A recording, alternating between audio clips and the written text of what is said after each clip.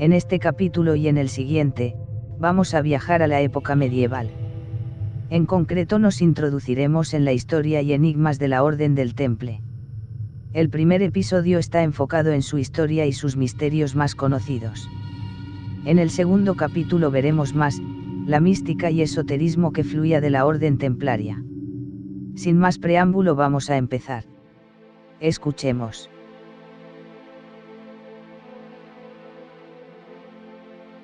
Pocas veces se conoce el origen concreto de una leyenda, esta es una de esas raras excepciones. La fecha exacta, el 27 de noviembre de 1095, cuando el Papa Urbano II presidió el Concilio de Clermont, al que acudieron cientos de nobles y clérigos franceses para escucharle hablar del perdón de los pecados ofrecido para aquellos que liberaran Jerusalén, del paraíso terrenal llamado Canaán y de una nueva era para el cristianismo en la que se lograría la destrucción total del enemigo musulmán. Y tal fue su poder de persuasión que todos los presentes gritaron al unísono de Ius Vult, Dios lo quiere, dando lugar a la primera cruzada.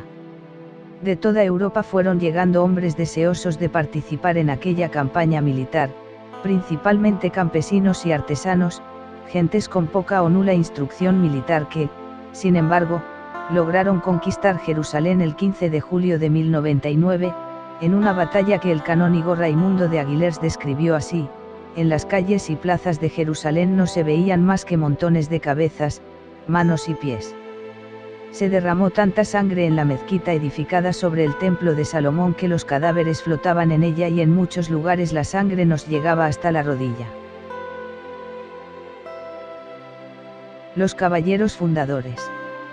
La batalla permitió levantar el reino cristiano de Jerusalén y una nueva vía de peregrinación desde Europa.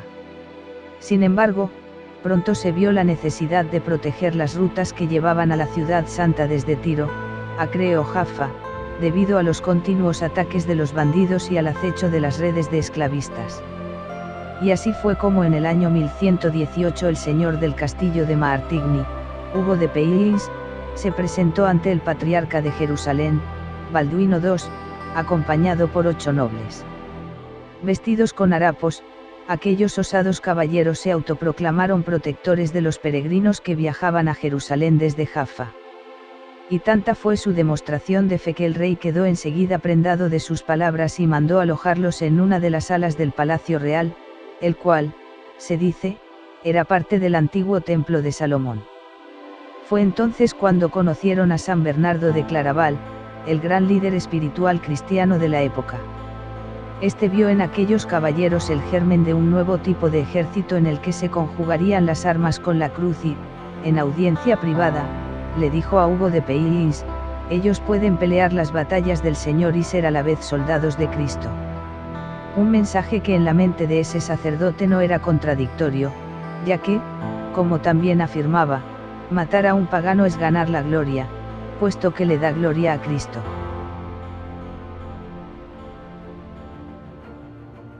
Monjes y guerreros. 10 años después, se creaba la Orden del Temple con la misión de defender a los cristianos allá donde estuvieran. Su estilo de vida tan peculiar, su compromiso con la fe y la audacia de sus caballeros provocaron que miles de jóvenes fueran integrando sus filas a la vez que los nobles europeos les otorgaban bienes y posesiones, lo que se unió a la organización de colectas para sufragar sus gastos. Por esta fe a ultranza, la Iglesia protegió al Temple, permitiendo que solo pudieran ser juzgados sus miembros en cortes eclesiásticas y que únicamente respondieran por sus acciones ante el Papa. Esta es la razón por la que, cuando el Temple cayó en desgracia a comienzos del siglo XIV, Felipe IV de Francia buscó la connivencia del Papa Clemente V para arrebatarles sus bienes bajo la acusación de herejía, adoración de ídolos, escupir a la cruz y sodomía. Tras esa persecución no se escondía sino el anhelo por hacerse con los innumerables tesoros que el Temple había reunido durante su corta historia. Eso, y la necesidad de cancelar la grandiosa deuda que Francia había adquirido con sus miembros a través de préstamos. Así, amparadas por el Papa, en la noche del 12 de octubre de 1307 las tropas de Felipe IV arrestaron al gran maestre de la orden, Jacques de Molay, y a sus 60 caballeros. Apenas un día después, los detenidos llegaban ya a 15.000. En febrero de 1312, Clemente V emitía la bula Vox in excelso por la cual se disolvía la orden y se daba permiso a los diferentes reinos cristianos para repartirse sus bienes, mientras Moulay y algunos de sus seguidores eran quemados en la hoguera. Pero lograron estos reinos hacerse con todos los bienes del templo. Con el tiempo, comenzó a correr el rumor de que, nada más conocer que iban a ser perseguidos, los templarios trabajaron para ocultar sus tesoros, lo que dio pie a una curiosa leyenda que aún aviva la imaginación de numerosos investigadores. Según esta, antes de las detenciones del 13 de octubre de 1307, un grupo de caballeros organizó, en el más absoluto secreto, el envío de los tesoros almacenados en la preceptoría de París hacia el puerto de Larasiel, donde fueron cargados en 18 galeras. Comienza la leyenda. Como en toda leyenda, los datos que sustentan este episodio se basan en rumores, conjeturas, interpretaciones. No existe un documento histórico sólido que lo acredite. Y tantas son esas conjeturas que ni siquiera queda claro qué componía el presumiblemente fabuloso tesoro templario. Por ejemplo, para los autores del libro Enigma, Temas de hoy, 2005, más que de un tesoro habría que hablar de varios, uno consistente en documentos, otro económico y otro de reliquias, las más codiciadas de la cristiandad. Comenzando por los documentos, hay que pensar que el Temple tuvo posesiones en todas las tierras europeas y amasó de este modo un gran poder que lo elevó a la altura de reyes u obispos, por lo que no es de extrañar que se hicieran con documentos y cartas secretos, además de libros únicos o registros de bienes.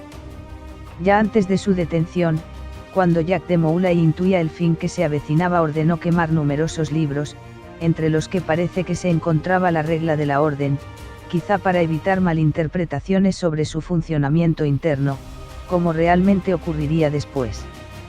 Y es que, nada más sembrarse la sospecha de herejía, todos se olvidaron de aquel particular rezo que los templarios recitaban cuando se dirigían al campo de batalla y que demostraba su fe inquebrantable en Dios, a quien temeré.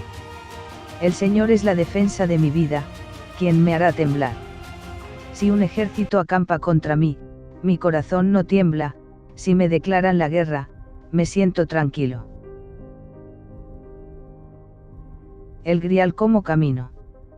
Más difícil resulta discernir lo que es verdad y lo que no sobre el hecho de que los templarios atesoraran algún tipo de reliquia. El investigador Louis Charpentier opina que Hugo de Payens y sus 8 caballeros encontraron diversos objetos sagrados mientras se alojaban en el Palacio de Jerusalén, que, ya se ha dicho, algunos identifican con un ala del antiguo Templo de Salomón. Entre las piezas señaladas por Charpentier estarían el Arca de la Alianza y numerosos objetos de oro supervivientes del saqueo que el emperador romano Tito llevó a cabo en el templo en el año 70. Hipótesis, naturalmente, de la que tampoco hay ninguna prueba documental. Siguiendo con las posibles reliquias en poder del Temple, otros investigadores creen que no habría que hablar de elementos materiales, sino de ideas o de conocimientos secretos, lo que enlazaría con un nombre muy asociado al de la orden, el Grial. Una inmensa fortuna y un vasto patrimonio. Hay que pensar que los templarios no tenían solo un ideal de guerra física, sino también otro con objetivos espirituales. Así, su combate no era únicamente contra los enemigos de la cristiandad, sino también contra sí mismos, contra los pensamientos que, en su mentalidad, los apartaban de la senda hacia la gloria divina. Un concepto novedoso que el historiador Desmond Sward explica perfectamente en su libro Los monjes de la guerra, Edasa, 2004, al señalar que, por primera vez en la historia del cristianismo, auténticos soldados vivirían como monjes. A tanto llegó su poder que muchos reyes y condes concertaban con el Temple letras de cambio, lo que convertiría a la orden en la gran banca de su tiempo. Paradero desconocido. Pero, ya estuviese constituido el tesoro por riquezas, reliquias, documentos o saberes ocultos, ¿cuál fue su paradero? O dicho de otro modo, hacia dónde se encaminaron aquellos 18 navíos que, según la leyenda, partieron de Larasiel. Los destinos barajados son varios. Quizá el más famoso sea la abadía escocesa de Raslin y sus alrededores.